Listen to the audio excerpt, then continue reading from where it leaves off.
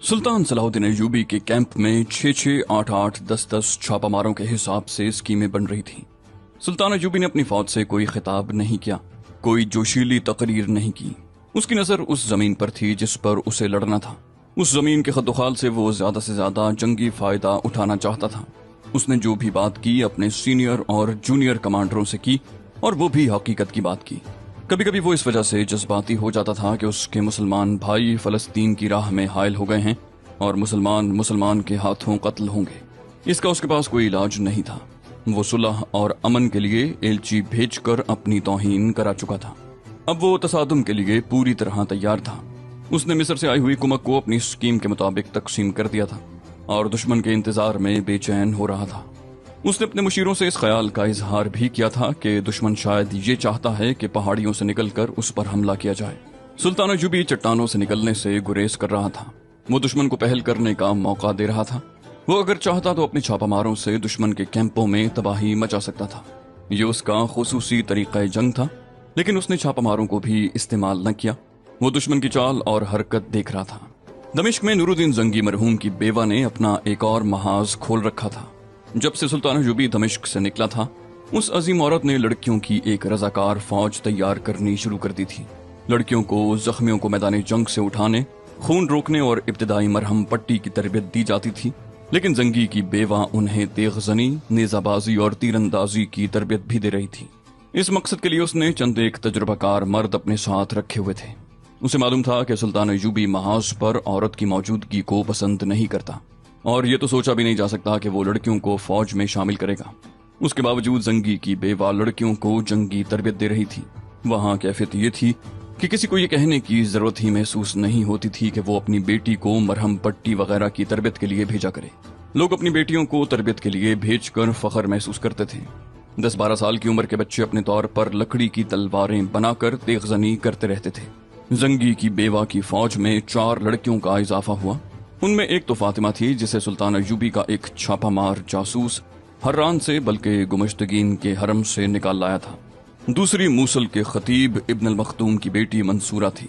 आप पढ़ चुके हैं कि उसे अपने बाप के साथ किस तरह मूसल से निकाला गया था। बाकी 2 वो लड़कियां थीं जिन्हें हलब से गुमश्तगीन के पास तोहफे के तौर पर भेजा गया था। उन्हें सालार शमसुद्दीन और सालार शादबख्त ने हर्रान के काजी को कत्ल करके वहां से निकाला था। ये हुमैरा और सहर थी। ये सुल्तान अय्यूबी के पास महाज पर पहुंची थीं, जहां से उन्हें दमिश्क भेज दिया गया था। ऐसी बेठिकाना लड़कियों को नूरुद्दीन जंगी की बेवा के सुपुर्द कर दिया जाता। ये चारों उसके पास पहुंची तो उन्होंने वहां लड़कियों को तरबियत हासिल करते देखा। यही उनकी ख्वाहिश थी जो फौरी तौर पर पूरी हो गई। उन्होंने जंगी की बेवा को अपनी अपनी आप बीती सुनाई। वो उन्हें उन लड़कियों के सामने ले गई और उन्हें कहा कि वो तमाम लड़कियों को तफसील से सुनाएं कि दुश्मन के कब्जे में उन पर क्या गुजरी है। चारों ने अपनी अपनी कहानी सुनाई। खतीब की बेटी मंसूरा ज़हनी तौर पर ज्यादा मुस्तैद और होशियार थी।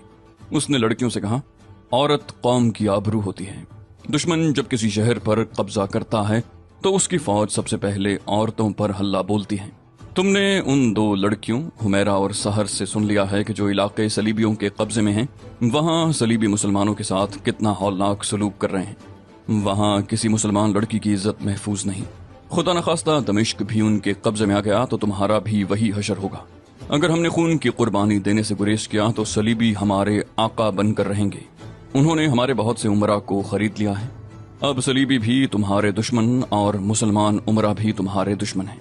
अगर तुम फतह हासिल करना चाहती हो तो इंतकाम के जज्बे को जिंदा और पाइंदा रखो।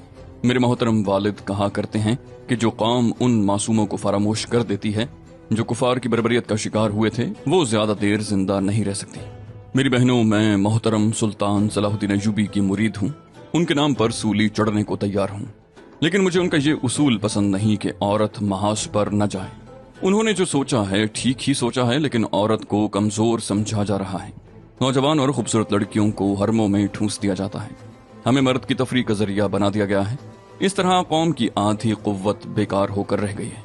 दुश्मन लश्कर लेकर आता है, उसके मुकाबले में हमारी फौज आधी भी नहीं होती। हम मर्दों के दोष बदोश लड़ेंगी और फौज की कमी पूरी करेंगी। मैं मूसल में जासूसों के गिरोह में रही हूँ। मैं उस महाज पर लड़कर आई हूँ। ये मेरे वालिद की गलती थी कि उन्होंने जज्बात में आकर वाली मूसल पर अपने असल ख्यालात का इजहार कर दिया। اگر وہ نہ پکڑے جاتے تو وہاں ہمارے ارادے کچھ اور تھے، ہم وہاں تباہکاری نہ کر سکے اور ہمیں وہاں سے نکلنا پڑا۔ ان چاروں لڑکیوں کی آپ بیتی اور منصورہ کی باتوں نے لڑکیوں کے جذبے کی شدت میں اضافہ کر دیا۔ ان میں سے 400 لڑکیاں تربیت حاصل کر کے تیار ہو چکی تھیں، انہیں محاذ کے لیے روانہ کیا جانے لگا۔ چاروں لڑکیوں نے چند دنوں میں کچھ تربیت حاصل کر لی تھی، انہیں روک لیا گیا، لیکن ان میں انتقام کا جذبہ اتنا زیادہ تھا کہ وہ اسی جیش کے ساتھ محاذ پر جانے کی ضد کرنے لگی۔ فاطمہ، حمیرہ اور سحر کی ضد اتنی سخت تھی کہ تینوں رو پڑی، ان کی آنکھوں میں خون اترا ہوا تھا۔ زنگی کی بیوہ نے انہیں بھی 400 کے اس جیش میں شامل کر لیا، ان کے ساتھ 100 مردوں کو بھیجا گیا۔ یہ رضاکار تھے، انہوں نے لڑنے کی تربیت حاصل کر لی تھی۔ ان کا کمانڈر حجاج ابو وقاص تھا۔ نور الدین زنگی کی بیوہ نے حجاج ابو وقاص کو ایک تحریری پیغام دے کر کہا، یہ سلطان صلاح الدین ایوبی کو دے دینا، میں نے سب کچھ لکھ دیا ہے، تم انہیں یہ بتانا کہ یہ لڑکیاں زخمیوں کی دیکھ بھال کے لیے تیار کی گئی ہیں۔ تم ایک بار پھر سن لو، ان لڑکیوں اور رضاکار محافظوں کو اپنے ساتھ رکھنا، سب کو شب خون مارنے کی تربیت دی گئی ہے اور لڑکیاں بھی لڑ سکتی ہیں۔ زخمیوں کو سنبھالنے کے بہانے تم سب لڑو گے، فوج کے سامنے رکاوٹ نہ بن جانا، جہاں موقع ملے دشمن کو کمزور کرو۔ میں نے لڑکیوں کو بتا دیا ہے کہ وہ دشمن کے ہاتھ زندہ نہ آئیں، وہ خود کہتی ہیں کہ پکڑے جانے کا خطرہ ہوا تو وہ اپنی تلوار سے اپنے آپ کو ختم کر دیں گی۔ 400 لڑکیوں اور 100 رضاکار مردوں کا یہ دستہ گھوڑوں پر سوار دمشق سے روانہ ہوا تو سارا شہر امٹ کر باہر آ گیا۔ لوگوں نے جانے والوں پر پھول برسائے، اس قسم کی صدائیں بلند ہو رہی تھیں، واپس نہ آنا، آگے جانا، صلاح الدین ایوبی سے کہنا کہ دمشق کی تمام عورتیں آئیں گی، اللہ تمہیں فتح دے گا، اسلام کا کوئی دشمن زندہ نہ رہے۔ شہر کے بہت سے آدمی گھوڑوں اور اونٹوں پر سوار دور تک اس جیش کے ساتھ گئے۔ رمضان کا مہینہ تھا، راستے میں ایک رات پڑاؤ کرنا تھا۔ افطاری کے وقت سے کچھ دیر پہلے یہ قافلہ ایک جگہ رک گیا۔ لڑکیاں کھانے کی تیاریوں میں مصروف ہو گئیں اور مرد خیمہ نصب کرنے لگے۔ اپریل کا مہینہ تھا، راتیں سرد ہو جاتی تھیں۔ گھوڑے کے اس قافلے کے ساتھ اونٹ بھی تھے جن پر خیمے لدے ہوئے تھے، لیکن خیموں میں برچھیاں، تلواریں اور تیر کمان لپٹے ہوئے تھے۔ سورج غروب ہونے سے ذرا پہلے 12 گھڑ سوار آ گئے۔ یہ ایوبی کے چھاپا مار تھے جو دمشق سے محاذ پر جانے والے راستے کی حفاظت گھوم پھر کر رہے تھے۔ انہوں نے لڑکیوں اور رضاکاروں کے قافلے کو دیکھ لیا۔ ان 8 سواروں کو اپنی طرف آتا دیکھ کر میر کاروان حجاج ابو وقاص آگے بڑھا۔ چھاپا ماروں کا کمانڈر انتانون تھا۔ اس نے ابو وقاص سے پوچھا کہ وہ کون ہیں اور کہاں جا رہے ہیں۔ ابو وقاص نے اسے مکمل جواب دیا اور اسے مطمئن کر دیا۔ چھاپا ماروں کو دیکھ کر بہت سی لڑکیاں دوڑی گئیں اور ان کے گرد جمع ہو گئیں۔ سب کا یہی ایک سوال تھا کہ محاذ کی کیا خبر ہے۔ انتانون نے انہیں بتایا کہ جنگ ابھی شروع نہیں ہوئی اور کچھ کہا نہیں جا سکتا کہ کس وقت شروع ہو جائے۔ انتانون بولتے بولتے چپ ہو گیا اور اس کی نظریں ایک لڑکی پر جم گئیں۔ اس نے حیران ہو کر پوچھا، فاطمہ تم کیسے آ گئی ہو؟ فاطمہ بے تابی سے آگے بڑھی۔ انتانون نے فاطمہ کو گمشتگین کے حرم سے نکالا تھا۔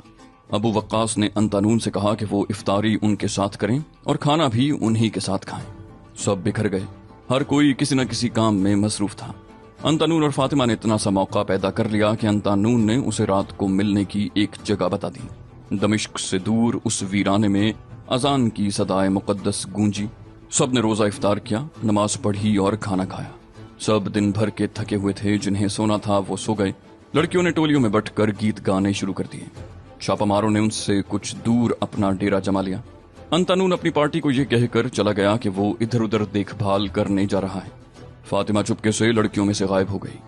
وہ خیمہ گاہ سے دور ایک جگہ کھڑی انتانون کا انتظار کر رہی تھی۔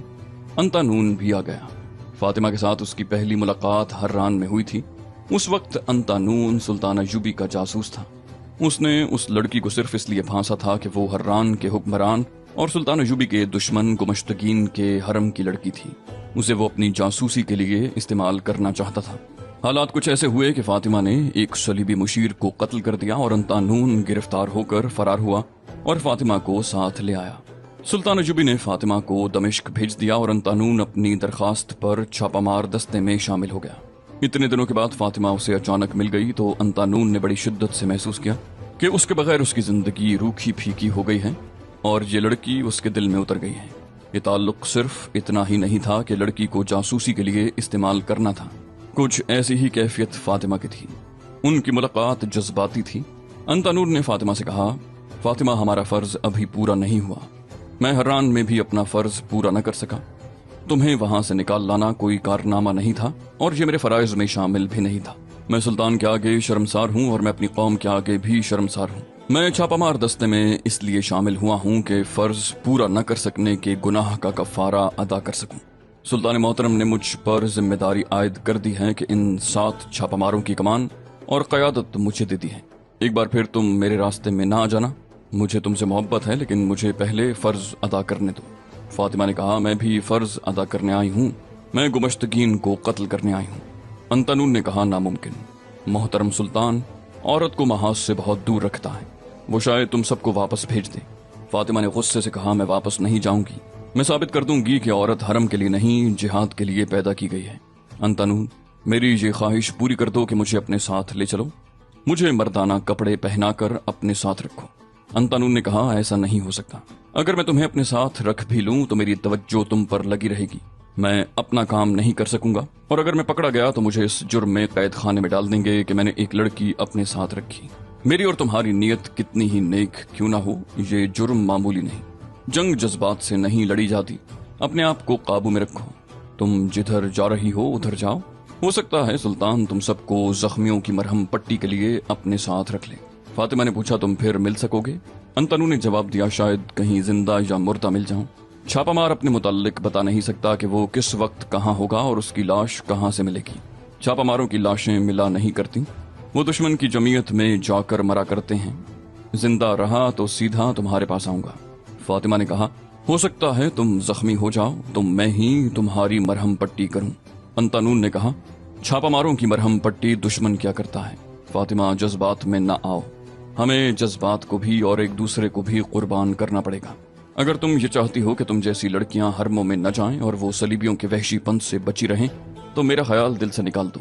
मैदान जंग में तुम्हें जो फर्ज सौंपा जाए सिर्फ उसे दिल में रखना। तुम गुमश्तगीन को कत्ल नहीं कर सकोगी, ये इरादा भी दिल से निकाल दो। वो बोझल दिल से जुदा हुए। फातिमा पर अंतनून की किसी बात का असर न हुआ, उसके दिल से गुमश्तगीन के कत्ल का इरादा भी न निकला और अंतनून की मोहब्बत भी न निकली। सुल्तान अयूबी की सरगर्मियां 2 ही थी, मैदान जंग का नक्शा देखता और उसकी लकीरों में खोया रहता, या घोड़े पर सवार अपनी फौज की मोर्चाबंदियां देखता रहता। वो कुछ देर के लिए या मौजू वक्त तक के लिए दिफाई जंग लड़ने का फैसला कर चुका था। वो असल जंग कुरून के अंदर लड़ना चाहता था, जिसकी उसने स्कीम बना रखी थी, लेकिन एक पहलू उसे परेशान कर रहा था। बाएं पहलू पर तो चट्टानें और उनके पीछे पहाड़ियां थीं, लेकिन दाएं पहलू पर चट्टानें ज्यादा नहीं थीं, उनके पीछे मैदान था। दुश्मन उस तरफ पेशकदमी करके या हल्ला बोलकर आगे निकल सकता था। इससे सुल्तान अयूबी का सारा प्लान तबाह होने का खतरा था। उसके पास इतनी फौज नहीं थी कि उस मैदान में सवारों और प्यादों की दीवार खड़ी कर सकता। करीबी चट्टान पर उसने तीरंदाज बिठा दिए थे, लेकिन ये इंतजाम काफी नहीं था। मैदान के लिए उसने 2 दस्ते सवार और प्यादा तैयार कर लिए थे, लेकिन उन्हें अभी छुपा कर रखा हुआ था। सुल्तान अयूबी को ये मैदान परेशान कर रहा था। उन 2 दस्तों के अलावा उसने एक मुंतखब दस्ता अपने पास रख लिया था। वो एक चट्टान पर खड़ा उधर दिख रहा था कि दूर उफक से उसे गर्द उठती नजर आई। ऐसी गर्द फौजी अच्छी तरह पहचानते थे, वो कोई सवार फौज आ रही थी। गर्द के फैलाव से पता चलता था कि घोड़े एक सफ में नहीं, 4-4 या 6-6 की तरतीब में एक दूसरे के पीछे आ रहे हैं। दुश्मन के सिवा और कौन हो सकता था? सुल्तान अयूबी ने गुस्से से पूछा, क्या उस रास्ते पर अपना एक भी आदमी नहीं? तैयारी का हुक्म दो। तैयारी के नकारे बज उठे। फौज को जिस तरह दिफा के लिए तैयारी की मशक कराई गई थी, वो उसी तरह तैयार हो गई। जरा सी देर के बाद घोड़े नजर आने लगे। उनकी चाल दुश्मन वाली या हमले वाली नहीं थी। सुल्तान अयूबी ने हुक्म दिया कि 2-4 सवार दौड़ाओ, देखो ये कौन लोग हैं। सवार दौड़ा दिए गए और जब वो वापस आए तो दूर से चिल्लाने लगे, दमिश्क से रजाकार आए हैं, 7 औरतों की फौज है। सुल्तान अयूबी ने हैरान होकर पूछा, औरतों की फौज? औरतों की फौज? उसने जरा तवक्कुफ से सुकून की आह लेकर कहा, ये फौज मेरी बेवा बहन ने तैयार करके भेजी होगी। जंगी मरहूम की बेवा ही ये काम कर सकती हैं। सुल्तान अयूबी ने हंसना शुरू कर दिया। ऐनी शाहिदों का बयान है कि वो इतना कभी नहीं हंसा था। हंसते हंसते वो संजीदा हो गया और अपने पास खड़े सालारों से कहने लगा, मेरी कौम की बच्चियां तुम्हें फतह याब करके दम लेंगी। हम क्यों न मर मिटें इन बच्चियों की आबरू पर, लेकिन मैं इन्हें वापस भेज दूंगा। अगर एक भी लड़की दुश्मन के हाथ चढ़ गई तो मैं मरकर भी चैन हासिल नहीं कर सकूंगा। वो चट्टान से उतरकर आगे चला गया। लड़कियों और रजाकारों की फौज करीब आ गई। उसका कमांडर अबू वक्कास घोड़े से उतरकर सुल्तान अय्यूबी के पास आया। सलाम के बाद नूरुद्दीन जंगी की बेवा का तहरीरी पैगाम दिया। उसने लिखा था, मेरे भाई, अल्लाह तुम्हारा हामी और नासिर हो। मेरा शौहर जिंदा होता तो तुम इतने सारे दुश्मनों के सामने अकेले न होते।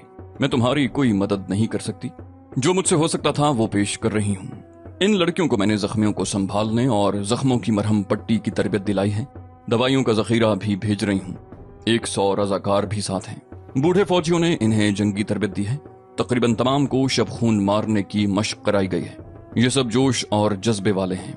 मैं जानती हूँ कि इन लड़कियों को तुम महाज पर रखना पसंद नहीं करोगे। मैं तुम्हारे ख्यालात से आगाह हूँ, लेकिन ये ख्याल रखना कि तुमने इन्हें वापस भेज दिया तो दमिश्क वालों का दिल टूट जाएगा। तुम नहीं जानते कि इस शहर में लोगों में क्या जज्बा है। मर्द तो महाज पर जाने के लिए तैयार हैं, औरतें भी तुम्हारी क़यादत में लड़ने को बेताब हैं। इस जैश को सारे शहर ने अकीदत और वलवले से रुखसत किया है। यहाँ तो बच्चे भी फौजी तरबियत हासिल कर रहे हैं। तुम्हें फौज की कमी महसूस नहीं होगी। पैगाम पढ़कर सुल्तान अय्यूबी के आंसू निकल आए। उसने लड़कियों की तरफ देखा। वो थीं तो लड़कियां, लेकिन घोड़ों पर वो सिपाही लगती थीं। सुल्तान अय्यूबी ने सबको घोड़ों से उतार कर अपने सामने खड़ा कर लिया। उसने कहा, मैं तुम सबको मैदान जंग में खुशामदीद कहता हूँ। तुम्हारे जज्बे का सिला मैं नहीं दे सकता, खुदा देगा। मैंने कभी सोचा भी नहीं था कि लड़कियों को महाज पर बुलाऊंगा। मैं डरता हूँ कि तारीख कहेगी कि सलाहुद्दीन अय्यूबी ने अपनी बेटियों को लड़ाया था। मैं तुम्हारे जज्बात को मजरूह भी नहीं कर सकता। तुम्हें अपने पास रखने से पहले मैं तुम्हें मौका देना चाहता हूँ कि सोच लो। तुम में अगर कोई ऐसी लड़की है जो अपनी मर्जी से नहीं आई तो वो अलग हो जाए, और वो लड़कियां भी अलग हो जाएं जिनके दिल में जरा भी शक और खौफ है। कोई एक भी लड़की अलग न हुई। सुल्तान अय्यूबी ने कहा, मैं तुम्हें पीछे महफूज जगह रखूंगा। जंग के दौरान तुम्हें आगे नहीं जाने दूंगा। फिर भी ये इलाका ऐसा है कि तुम दुश्मन की जद में आ सकती हो सकता है तुम में से कई तीरों से मारी जाएं, और ये भी हो सकता है कि तुम में से कोई दुश्मन के हाथ चढ़ जाए। ये भी सुन लो कि बर्छी और तलवार का जख्म बहुत गहरा और बड़ा ही भयानक होता है। एक लड़की की आवाज बुलंद हुई, आप तारीख से डरते हैं और हम भी तारीख से डरती हैं। हम वापस चली गईं तो तारीख कहेगी कि कौम की बेटियों ने सलाहुद्दीन अय्यूबी को तन्हा छोड़ दिया और घरों में बैठी रहीं। एक और लड़की ने कहा, खुदा सलाहुद्दीन की तलवार में और ज्यादा कुव्वत दे। हम हरमों के लिए पैदा नहीं हुई। तीसरी लड़की ने कहा, 3 चांद पहले मेरा ब्याह हुआ था। अगर आपने मुझे वापस भेज दिया तो मैं अपने खावंद को अपने ऊपर हराम समझूंगी। सुल्तान अय्यूबी ने कहा, तुम्हारा खावंद क्यों नहीं आया? उसने अपनी दुल्हन को क्यों भेज दिया? लड़की ने जवाब दिया, वो आपकी फौज में है। फिर तमाम लड़कियों ने चिल्लाना शुरू कर दिया। इसके सिवा कुछ पता नहीं चलता था कि वो अपने जोश और जज्बे का मुजाहरा कर रही हैं। ये शोर जरा थमा तो किसी लड़की की आवाज सुनाई दी, मोहतरम सुल्तान, हमें लड़ने का मौका दें, हम आपको मायूस नहीं करेंगी। सुल्तान अय्यूबी ने कहा, ये भूल जाओ कि मैं तुम्हें लड़ाई में शरीक होने दूंगा। तुम्हें छोटे छोटे गिरोहों में तकसीम कर दूंगा। उसने उसी रोज लड़कियों को 4-4 की टोलियों में तकसीम कर दिया। हर लड़की के साथ एक एक रजाकार लगा दिया गया। रजाकारों के मुताल्लिक कहा गया था कि उन्हें जंग की ट्रेनिंग दी गई है, लेकिन सुल्तान अय्यूबी ने उन्हें जख्मियों की मरहम पट्टी का काम दिया, क्योंकि वो बाकायदा फौज के सिपाही नहीं थे। उन्हें फौज के साथ मिलकर लड़ने का तजुर्बा नहीं था। लड़कियों और रजाकारों की खैमागाह कुरून से दूर बनाई गई। उन्हें उन सिपाहियों के हवाले कर दिया गया जो जख्मी और लाशों को उठाने और जख्मियों की मरहम पट्टी का काम करते थे। उन सिपाहियों ने लड़कियों और रजाकारों को ट्रेनिंग देनी शुरू कर दी। फातिमा, मंसूरा, हुमैरा और सहर एक टोली में आ गई। उनका एक टोली में इकट्ठा हो जाना कुदरती अमर था, क्योंकि वो इकट्ठी दमिश्क पहुंची थी और उनके दिलों में एक ही जैसी ख्वाहिश और वलवला था। उनके साथ आजर बिन अब्बास नाम का एक रजाकार था। उसका एक छोटा सा खैमा अलग था और उसके करीब ही 4 लड़कियों के लिए बड़ा खैमा नस्ब किया गया था। उन लड़कियों में खतीब की बेटी मंसूरा जिस्मानी और दिमागी लिहाज से तेज और होशियार थी। शाम से कुछ देर पहले उसने देखा कि उनका साथी रजाकार आजर एक चट्टान पर चढ़ता जा रहा है। वो ऊपर चला गया और इधर उधर देखने लगा। मंसूरा भी ऊपर चली गई। उसने इधर उधर देखा। वादियों में और ढलानों पर सिपाही नजर आ रहे थे। आजर ने मंसूरा से कहा, आओ आगे चलें। वो उसके साथ चली गई। आजर कुदरती मनाजिर और पहाड़ी इलाके की तारीफें करता रहा। आजर खूबरू जवान था। उसकी बातों में जिंदा दिली और चाशनी थी। उसने मंसूरा के साथ बड़ी शगुफ्ता सी बातें शुरू कर दी। मंसूरा ने भी उसमें दिलचस्पी लेनी शुरू कर दी। वो सूरज गुरूब होने से जरा पहले वापस आए। इतने से वक्त में आजर मंसूरा के दिल में उतर चुका था। इफ्तारी के बाद लड़कियां अपने खैमे में बैठी खाना खा रही थीं। फौज के किसी कमांडर ने खैमे में झांक कर देखा और लड़कियों से पूछा कि उन्हें कोई तकलीफ तो नहीं। लड़कियों ने आराम और इत्मीनान का इजहार किया तो कमांडर खेमे से हट गया। बाहर आजर खड़ा था। उसने कमांडर को बातों में लगा लिया। वो बहुत देर बाहर खड़े बातें करते रहे। मंसूरा उनकी बातें सुन रही थी। आजर ने कमांडर से पूछा कि इतनी थोड़ी फौज से वो 3 फौजों का मुकाबला कैसे करेंगे। कमांडर ने कहा, दुश्मन के लिए फंदा तैयार है। जंग इस मैदान में नहीं होगी जहां दुश्मन को तवक्को है। हम उसे उस जगह घसीट लाएंगे जहां हमने वसी पैमाने पर घात तैयार कर रखी है। उस कमांडर ने आजर की जज्बाती और जोशीली बातों से मुतासिर होकर तफसील से बताया कि सुल्तान अयूबी ने अपनी फौज को किस तरह तकसीम किया है और वो क्या करेगा। मिस्र की कुमक के मुतालिक भी तफसील बता दी। उसी रात का वाकया है। आधी रात के लगभग मंसूरा की आंख खुल गई। उसे आजर बिन अब्बास के खेमे से बातें सुनाई दी। वो समझी कि आजर का कोई दोस्त होगा, लेकिन उसे ये अल्फाज सुनाई दिए, तुम अभी निकल जाओ। कुछ बातें तुमने खुद मालूम कर ली हैं, बाकी मैंने बता दी हैं। मेरे लिए यहाँ से निकलना मुमकिन नहीं। अच्छा हुआ तुम आ गए, अब रास्ता समझ लो। उस आदमी ने आजर को बताया कि वो किस तरफ से निकलेगा। उसे सारा रास्ता समझा कर कहा, तुम पैदल जा रहे हो, पैदल ही जाना चाहिए। सुबह से पहले पहुंच जाओगे। जल्दी पहुंचने की कोशिश करना, कहीं ऐसा ना हो कि वो कल ही अंधाधुंध हमला कर दें। फंदा तैयार है और मजबूत है। कुरून के अंदर न आए। खुदा हाफिज। मंसूरा को उस आदमी के कदमों की आहट सुनाई दी। वो चला गया। मंसूरा ने खेमे का पर्दा जरा सा हटाकर बाहर देखा। आजर अपने खेमे से बाहर खड़ा था। वो एक तरफ चल पड़ा। मंसूरा ने अपने खेमे की किसी लड़की को जगाए बगैर अपने सामान से खंजर निकाला और बाहर निकल गई। तो दोस्तों, ये थी हमारी आज की एपिसोड। उम्मीद करते हैं आपको हमारी एपिसोड पसंद आई होगी। जाने से पहले इस वीडियो को लाइक, शेयर और कमेंट करना मत भूलिए। और अगर आप हमारे चैनल पर नए हैं तो इसे सब्सक्राइब कीजिए और बेल आइकन पर क्लिक कीजिए ताकि आपको तमाम वीडियोस फौरन मिलती रहें। अगली वीडियो तक के लिए अपना ख्याल रखिए। अल्लाह हाफिज।